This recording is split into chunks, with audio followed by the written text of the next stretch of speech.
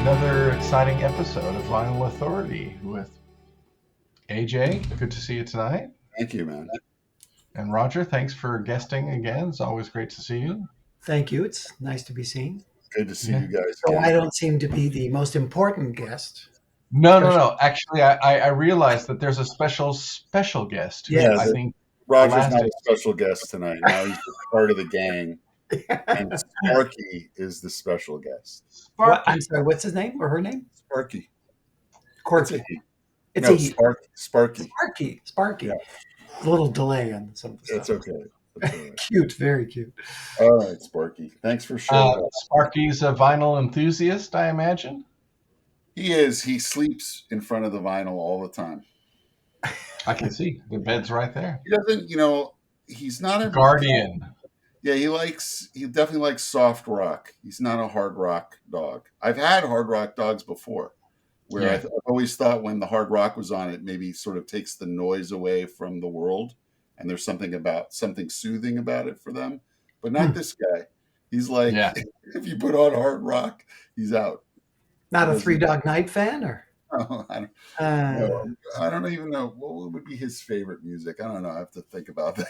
But he likes jazz. He likes classical music, of course. Yeah, he loves classical music. Yeah, that's a dog of some very refined taste. It's nice. That still exists. We should do I don't know.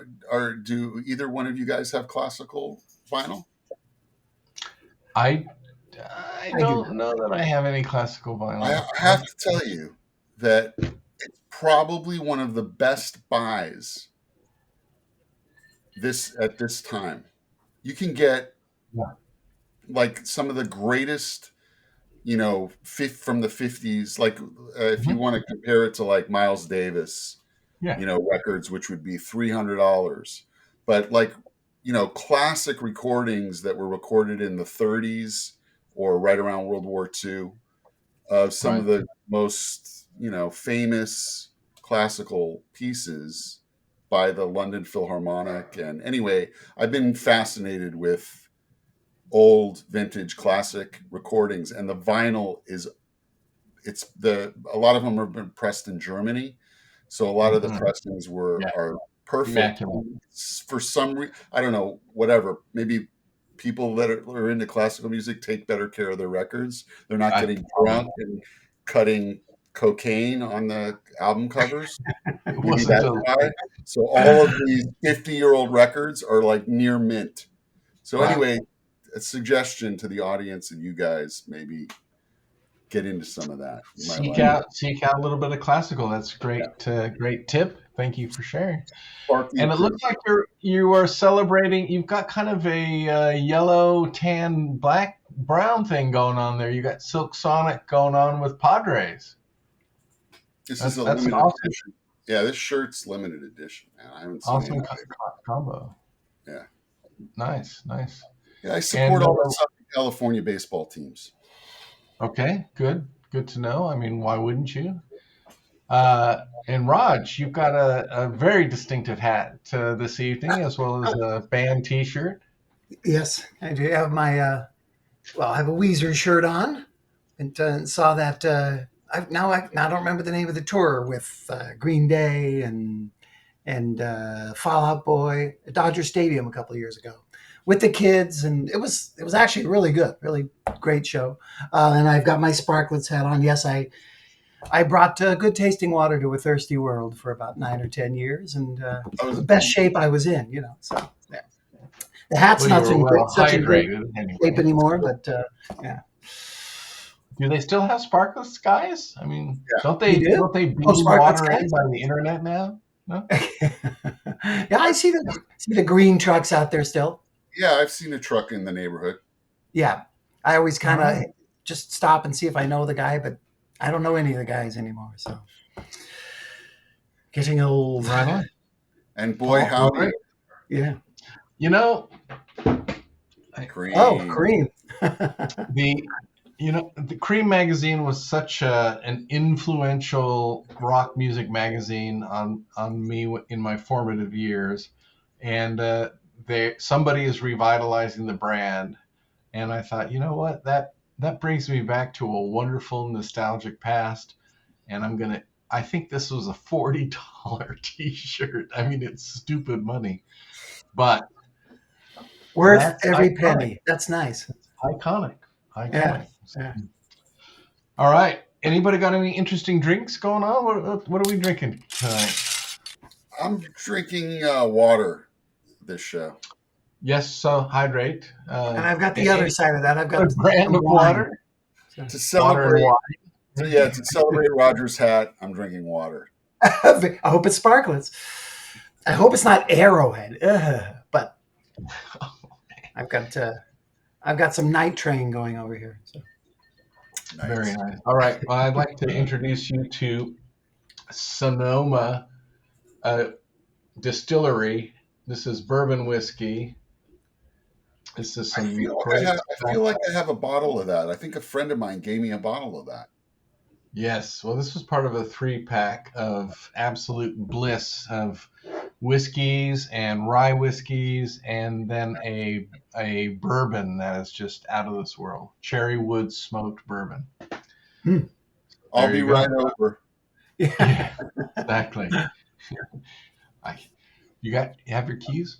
All right. So, we're here at Vinyl Authority. We're sharing great music and great records and great art is all part of the spirit. AJ, do you have something new you'd like to share with us? No. I have something old. But this is out of my father's record collection. This is vintage stuff. This is not I didn't find this in a bin. This is gifted to me. One of the greatest hits albums of all time. That is a great album. Yeah. Yeah. This band, I think, is underrated. You can say that again. I know they are underrated. Don't you think so?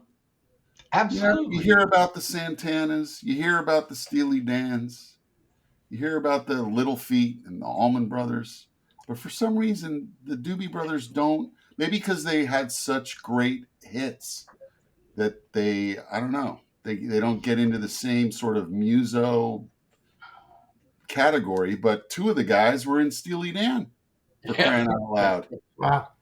And this sold 10 million copies. It's that's an interesting list. If you go on Wikipedia and look at million platinum records, yes, the list is not as long as you probably think it is. It's pretty rarefied air, and particularly by today's standards, where it hardly ever happens. Yeah. Those who did it back then, it was exceptional.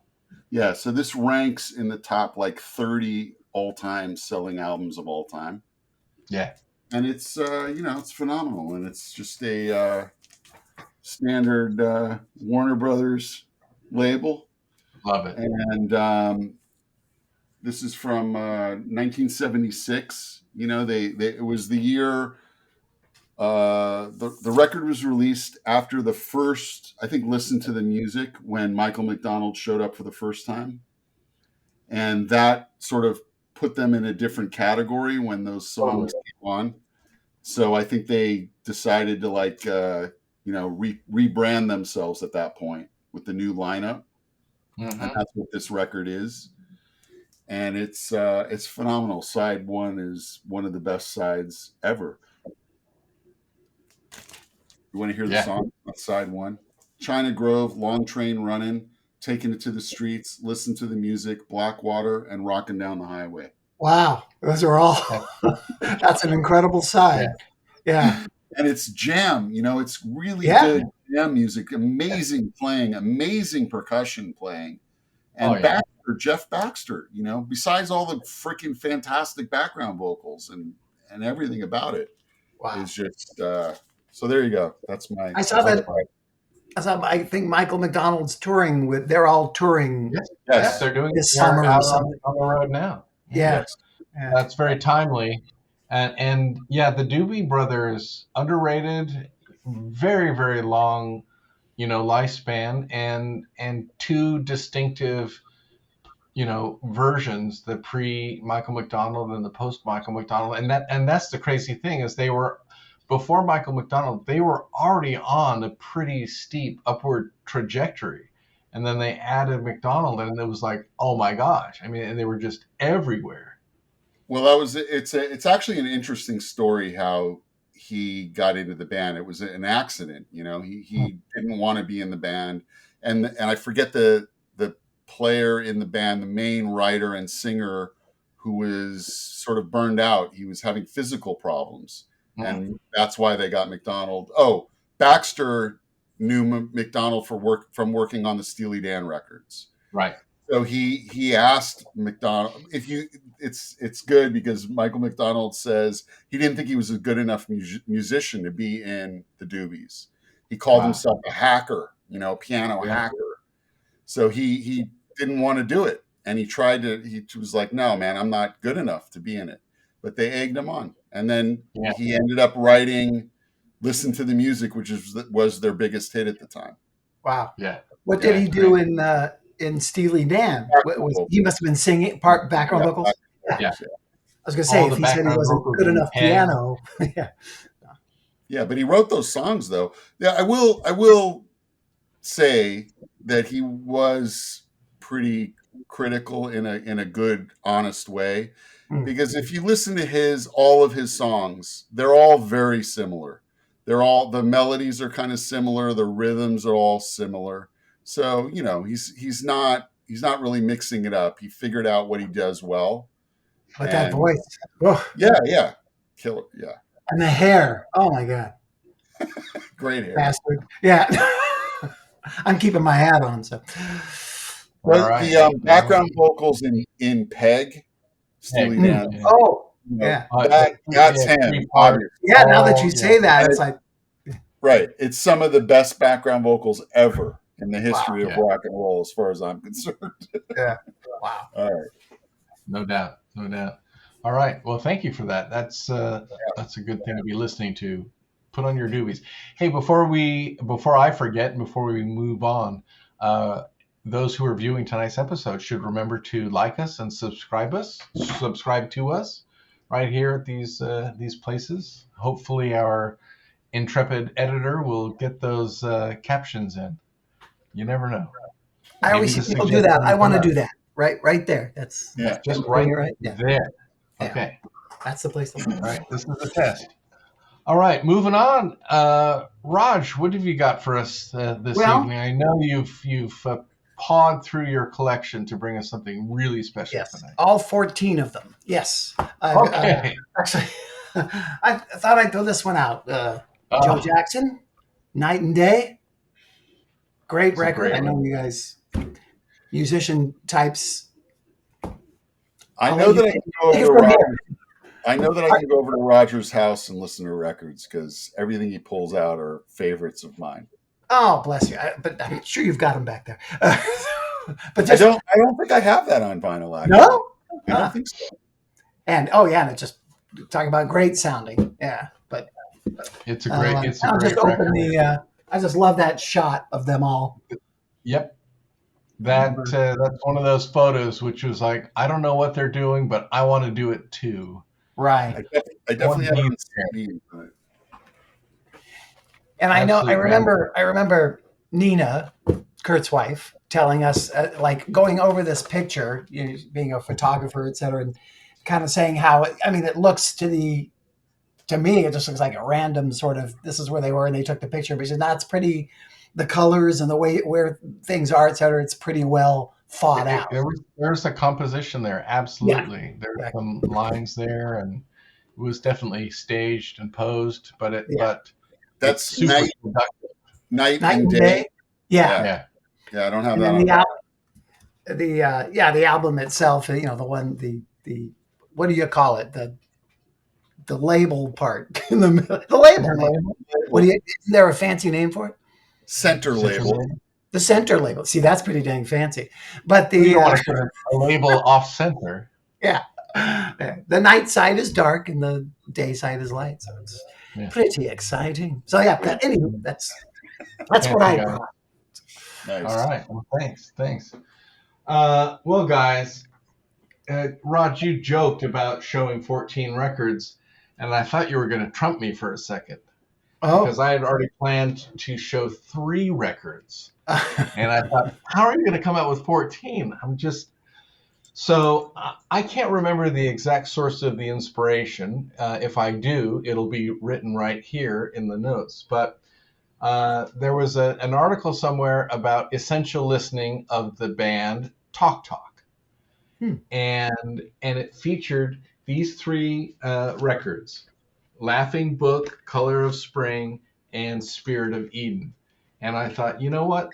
The writer's compelling. It takes you on a real journey of maturity through these artists and through their music and how they kind of switch, sort of genres, and they get a little bit more sophisticated or maybe a little bit more sort of free jazz. Anyway, the vinyls are just impeccable.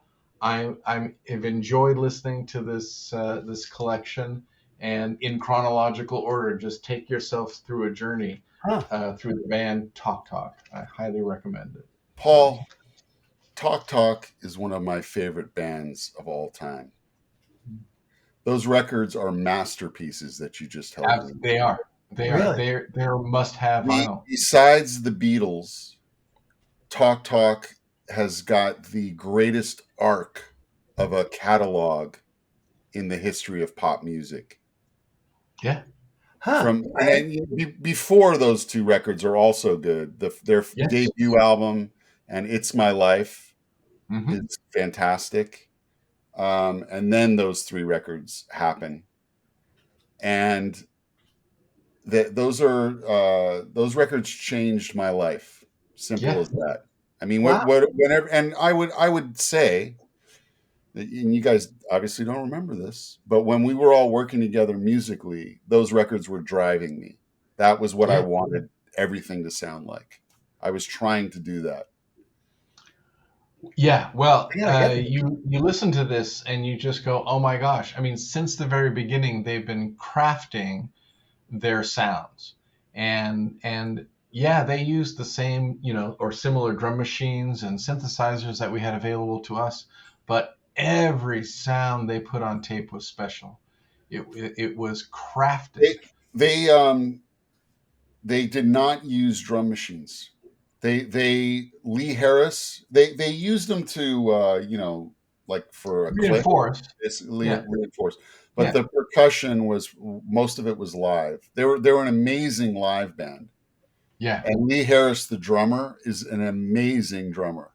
That the Color of Spring, the beginning of Color of Spring, that drum pattern is phenomenal. It's as good as Yeah. anybody.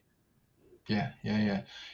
I wasn't limiting it just to drums or the machines, but literally every sonic tonality on the record is crafted. They just spent so much time on the sounds and the textures that they put on their records, but those sounds and textures change over time as they mature.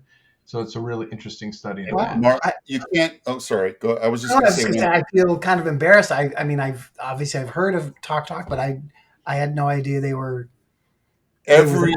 everybody, nothing's original, right? Radiohead doesn't happen without Talk Talk. Tom York is absolutely,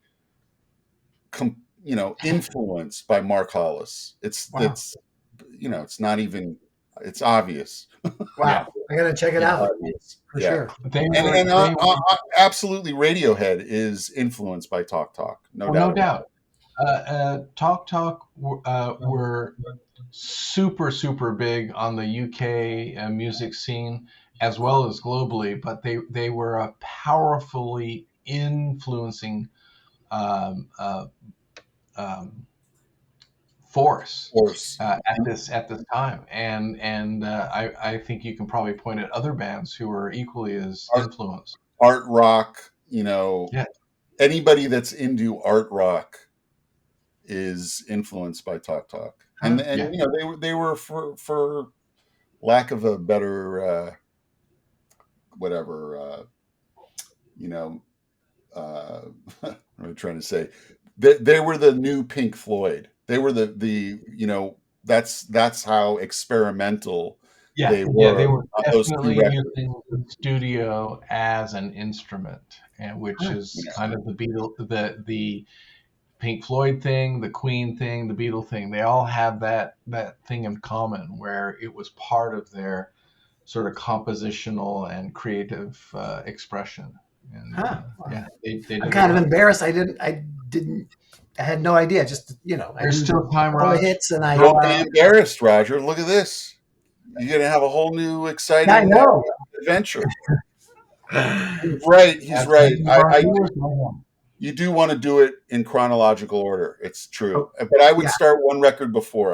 I would go to "It's My Life" because it's fantastic. Yeah. It's my life. Okay. Yeah. All right. All Okay, right. I want to share one thing with you guys tonight, and then maybe a soundscapes project. We're right at 21 minutes.